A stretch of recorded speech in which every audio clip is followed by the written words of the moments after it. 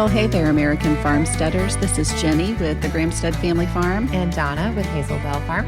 And we are coming to you from Northeast Florida as two American farmsteaders doing our best to grow our own food and share our homesteading experiences with you in hopes that you will grow a little bit of food of your own. Yes. And this week we are talking about growing the homestead. Growing the homestead, yeah. Because, you know, I think when you have a little homestead, there's always room for growth. Always. There's always room for growth. Always something to learn. Yeah, always something to learn. And so we thought we'd chat about that today. Mm-hmm. Yeah, as we're like coming up with our little subtopics here, I'm thinking about when it was in our family's time, you know, our life, that we decided that this is what we wanted to do. Because it wasn't, I never remembered like a decision to, let's be homesteaders. We never thought of it like that. Yeah, no, it was never like a bookmark. No, but I do now more recently realize that there was a time where I went from working 40 hours a week and taking my babies to daycare, and I paid a maid, and I had somebody come in, and I took my laundry somewhere. You know? So life looked very, very different than it does for me now.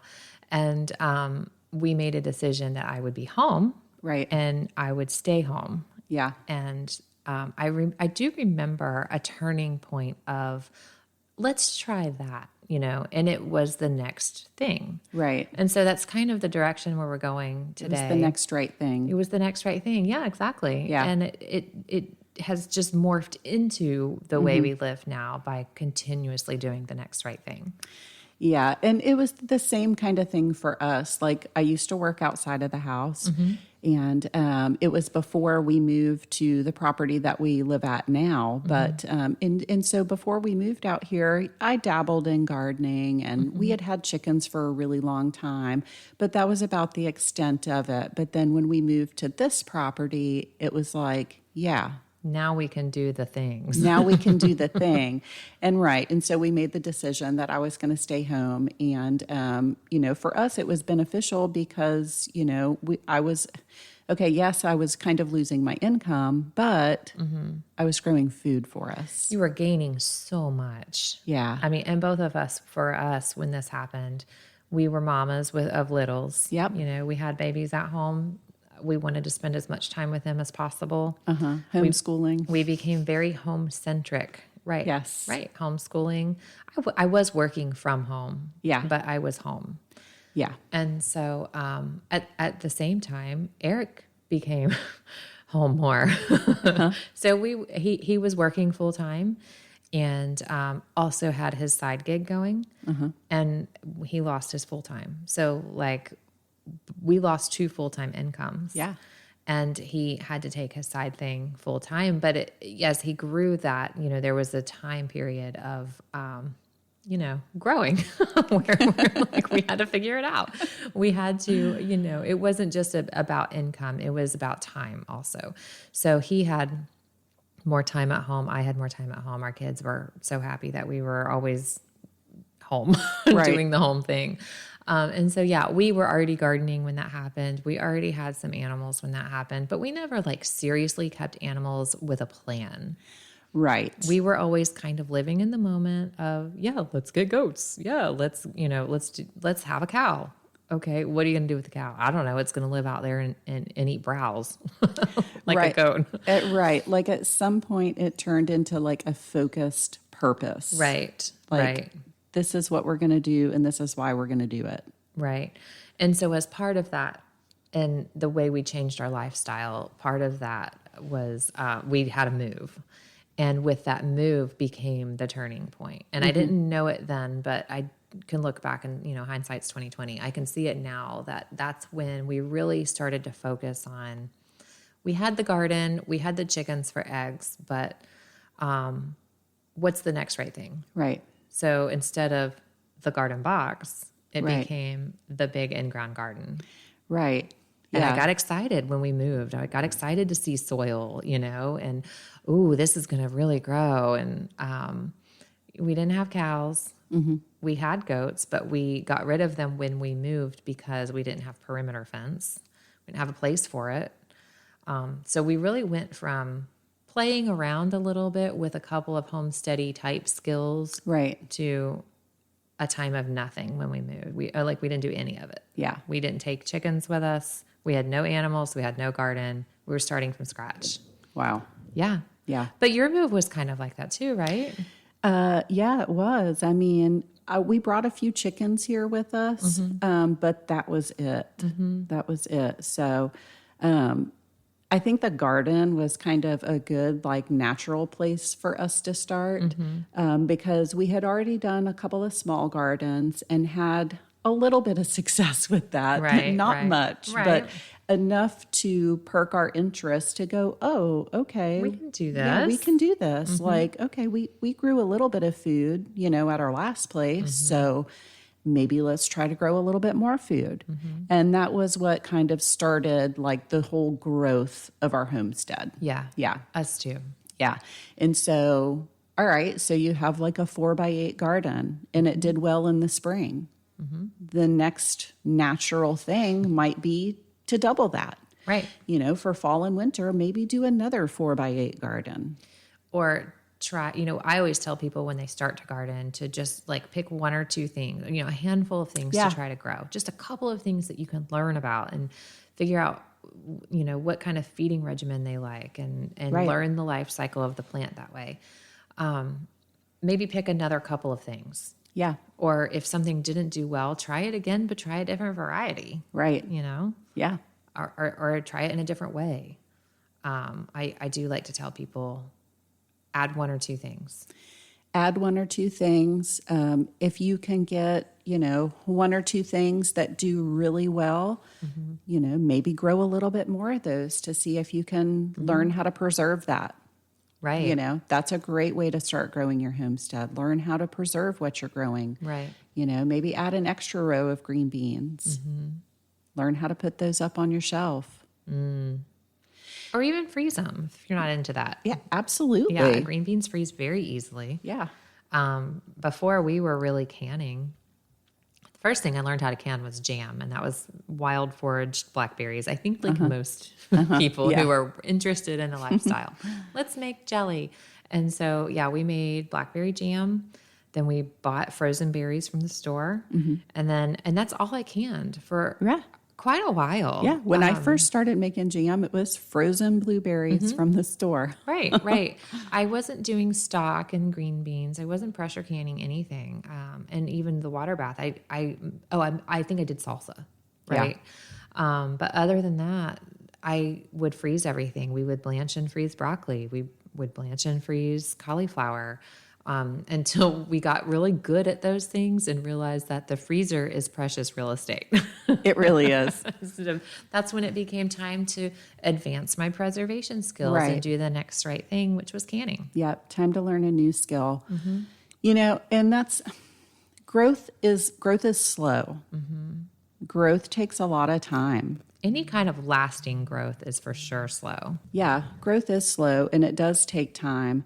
And looking at our homestead now and thinking back on it, like, we didn't get here fast. No, Rome wasn't built in a day. No, we did not get here fast. The first year that we were out here, it was all about let's get our garden going. Let's focus this year on building a great garden. And that was pretty much all we did that year. We didn't start immediately adding animals. Right. Let's just get the garden going first. Right. And I say, like, do one thing and do it well. Just do it well enough. To keep you going. Do it well enough to keep your interest in it and to keep it going. And that it provides something. Yeah. Right. Yeah. And so you have the one thing going. What's the next right thing? Right. Can you say it's a garden? Did you just grow in the spring and the summer? If you were just growing in the spring and the summer, maybe the next right thing is to grow in the fall and the winter. Right. I love that most about where we garden and I know. where we live is that we can grow year round. Now, there's a place for taking a season of rest, and I do kind of envy those who have 4 seasons for that reason. Like they have their winter off, but I mean, I like that. Yeah, we have a big giant garden, but I can grow everything twice. Yeah. Right, and then I can also have my winter garden. Yeah. So our off time is kind of like now. Right. It is. That's like June, July. That's exactly what I was just thinking. Like our season of rest is totally July and August, because the only thing I'm going to go out and do in the garden is pick peppers. I picked some zipper peas, but I was in and out of the garden today in like 20 minutes. Yeah, now the weeds have taken over. That's a whole different story. But I'm not out there trying to stay on top of everything because I don't have that much going on this time of year. Nobody does. But we're gearing up for the next season. And so, yeah, I forgot where I was going with that. You said try to grow another season. Yeah, try to grow another season. And so you just have to kind of look at your homestead and your family as a whole and to just kind of decide, okay, what are we going to do next? Is it chickens? Maybe you already have chickens. Are you utilizing those chickens to the fullest? I think it's really cool when you have something that's working really well on your homestead and you can take an element of that and turn it into something else. Like permaculture's rule of, is it the rule? I can't remember what they call it, but it's like everything has more than one purpose. Everything has more than one purpose, like, okay, you have chickens for eggs. Well, chickens for eggs comes with a whole lot of chicken manure. It's a big byproduct there. That's a resource that you can be using in your garden that you're already doing well. Right. But you know what? That garden could be better if you would take that chicken manure and turn it into compost. Right. So that's how a homestead grows, I feel like, by kind of utilizing what you already have going and turning it into something more. You're growing your skills. Yeah. Yeah. Yeah. And honing, right? Yeah. Honing the skills.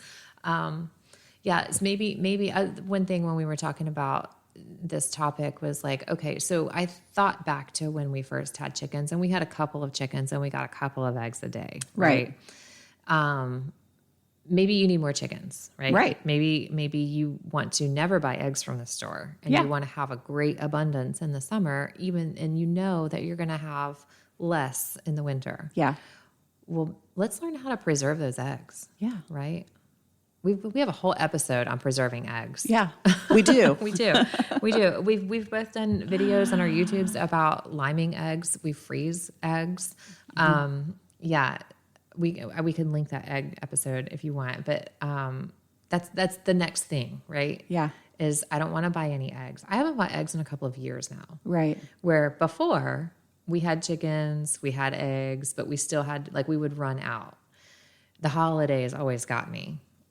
Same thing like with our butter and eggs, cream, butter and eggs. Yeah. Like those rich things that we want to use in baking at the holidays, I would have to go and buy. Or this is going to sound really crappy of me, like really not what's the opposite of generous? Stingy. It's going to sound really stingy and it's not just a stinginess. It's also keeping others' thoughts in mind. Like some people are weirded out by what we do. Yeah. Like they don't want my butter. They don't want it. Some people are like, yeah, bring me the butter. It's a treasured gift. Right. Some people are like, you eat chicken on the bone? Right. Yeah. Yes. I really do. I chew it off the bone. And then I make bone broth. Right. We make gravy to put on more meat. Yeah. So some people are weirded out by it. And I have had to keep that in mind in the past. Like not so much anymore as far as family goes. Like they all know what we do. And most of them are thankful and grateful for any products off of our farm that we offer. But there are times where I'm like, I know this person doesn't appreciate this. I really don't want to give it up. Right.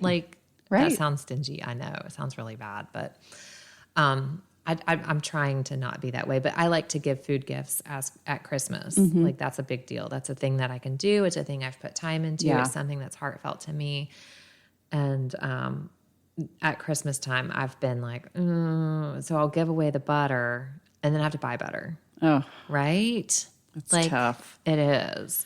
But I haven't bought butter and I haven't bought eggs in a couple of years now. So Nice. that is nice. Like that was the next step in learning when I have more cream, like learning the cycle of the cow's lactation to know that like, oh, she's going to give me a lot more cream towards the end before I dry her off to freshen again. And I need to utilize that. Like I need to Right. preserve it and save it and figure out how to keep it, right? Yeah. So that I don't have to buy butter during that dry time. Yeah. So Yeah. And you didn't get there overnight. Like it took a long time to get to that point. You know, growth is slow.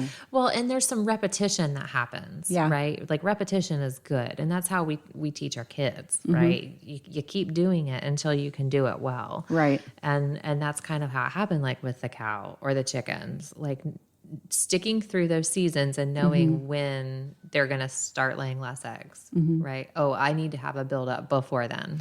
Yeah. And I really feel like it's focusing on one thing at a time.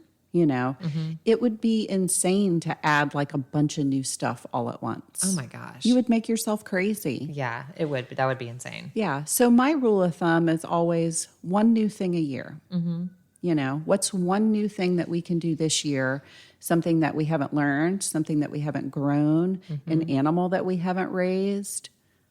You know, what's one new thing that you can do on your homestead to grow it? Right. To try.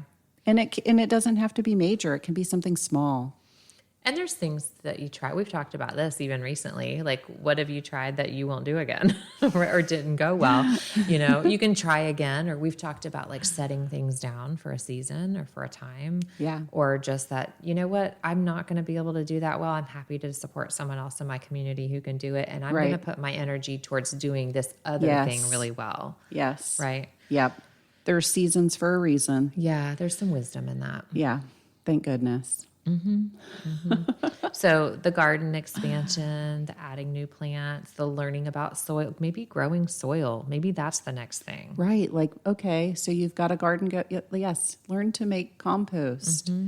And on the whole building soil note, you know, learn to rotate your animals. Right. You know, if you have animals that are grazing Right. and you want better pasture, maybe try to rotate those animals around. Right. You know, a good temporary way to do that is buy a couple strands of the portable electric fence and start moving those animals around. It'll start growing your pasture. Right. And again, that's a more than one purpose thing. Like the animals providing the meat or the milk or whatever, but they're also bettering your land. Yeah. Yeah. That's cool. Yeah. I love that. I know. It's such a good like completion of the circle. Yes, exactly. Yeah. Exactly. So yeah, bringing new animals onto the farm. But let's talk about what you need to do first. Yes. So infrastructure, right? Infrastructure, Infrastructure is so important. It Get is. it right from the beginning. Do the better thing. Spend the extra money. Don't try to cheap out and skimp and cut corners on that because you will forever Especially be on sorry. fencing. It's fencing, yes, especially on fencing. Especially on fencing. Fencing can be a tricky thing. So, you know, and that's something permanent that you're putting in place so you can do the next right thing for your family and get that cow or, you know, get the little flock of sheep or Right. whatever it is. Right. Have you put up bad fence before? Have you had to redo your own fence? Yeah, we've had to redo several pig pens. Several. They're rough. Pigs are rough. Pig yeah. pens. I mean, the pig pen that we have right now, I mean, the fence is up. It's fine. I actually have my sheep in there right now. But it could probably be redone. You know, they're just rough on the fences. So we find ourselves constantly having to do fencing. We're always making repairs to fence. Always making even fence like repairs. the best of our fences need repairs sometimes. Yeah. Yeah. Yeah. Yeah, They push so- on them. They limbs fall on them. You know, the stuff happens. Yeah. Yeah. So water. Water is a really super important infrastructure thing for around a homestead because hauling water is ridiculous. It takes so much time and it takes so much energy. Right. So one thing that I heard early on when you're setting up a homestead is try to keep in mind when you're setting things up, how can I do this in less steps? Right. You know, how can I set this up where I'm walking less? And, you know, try to set things up so they make sense, and that'll make that growth easier. I think Joel Salatin talks about that a lot. I think that's maybe possibly where I heard it. And it really and he also makes says, sense. and when you do take the steps, never go empty-handed. Right. You're always taking something with you. Which is why overalls are important. Yes, buy the overalls. Buy the overalls and get the good ones. Yeah. Have pockets. Yes. I do agree. You have to have water everywhere. The way we're set up right now, so we have our house is in the middle of our property. Right. And then our fields rotate around the house. Yeah. So every field has a gate to the next field. Right. And that's just the way it works. For some of them were there when we got there, then that worked great. Some of them we had to add in to make it work for us and what we want to do. The only part I have a hard time with is across the driveway. I have two gates that face each other, but if I have to move animals by myself and opening both of those gates, some of those cows are like, yippee, right? Freedom, because they're spoiled too. I let them out a couple at a time to the yard to eat the yard grass. And right. So like they know when they get out, right. like, ooh, yard grass. So if I have some help, it's a lot easier. But for the most part, the fencing situation works really well. The water situation, we have water run to every field also. So most of those were there again. We did have to add in a couple of water lines. I don't remember exactly which ones, but I remember renting a trencher to do it, and it was well worth the cost of half a day rental. Yeah.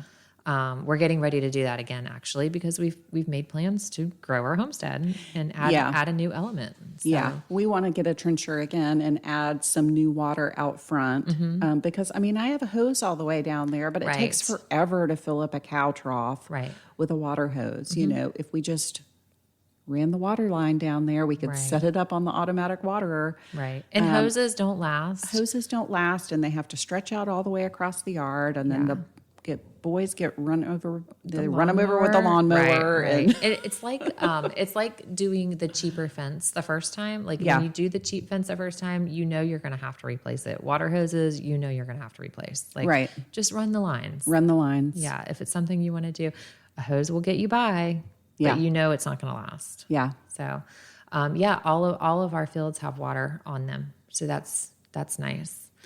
And all of our fields also have some type of feeder that I can throw minerals in. They're not proper mineral feeders. We still need to do that. I know. We really have to get on that. But I know. They all have some kind of container that I can throw minerals in when they're on that field. Yeah. And that works for us. Yeah. So I guess the point here is, is set up the good infrastructure so the growth is easier. Think ahead. Yeah. Set up the infrastructure the right way. And if stuff is set up the right way, it's easy to grow, Right. I mean, there's always going to be times where you're like, I need to change this. We'll change it. That's fine. A little change is easy. Yeah.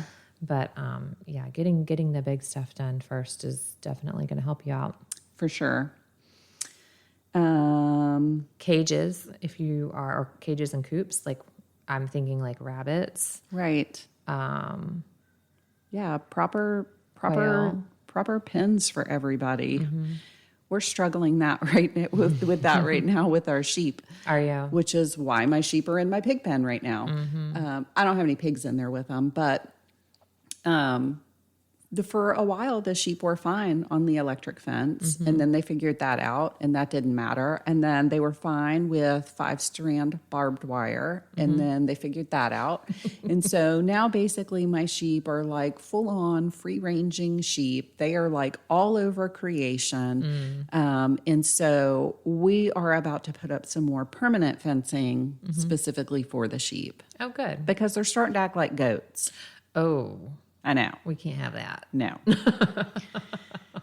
No. So sorry to all the goat lovers out there. No offense meant. No, none at all.